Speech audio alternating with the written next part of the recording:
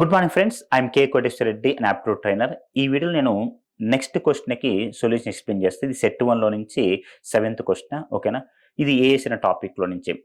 The sum of the present age of 5 childrens born at the intervals of 3 years each is 50 years. What the age of the youngest child?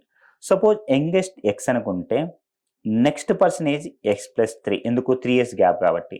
Next person age x plus 6, next person age x plus 9, next person x plus 12. ఈ 5 మెంబర్స్కి ఎంత? 50. 5x plus 30 equal to 50, 5x equal to 20, X equal to ఎంత? 4. అది answer, youngest 4. అయితే మీరు doubt రావచ్చు, sir ఈ solution ఎక్కడైనా ఎవరేం చేస్తారు కదంటే, ఎస్ కరెక్ట్. ఎగ్జామ్లో క్వశ్చన్ అడిగేది దీనికోసం కాదు, ఒక చిన్న లాజిక్ ఉంది. ఏంటంటే ఆ లాజిక్ 2, 4, 6, 8, 10 ఎన్ని నెంబర్స్ ఉన్నాయి? 5. ఈ 5 నెంబర్స్ యొక్క యావరేజ్ ఎంత? యావరేజ్ అంటే ఫార్ములా ఏంటిది? Sum by number. సమ్ ఎంత?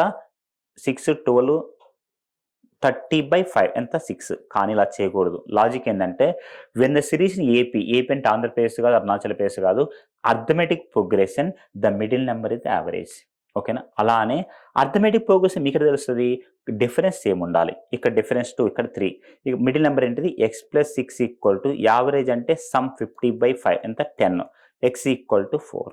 అది ఆన్సర్.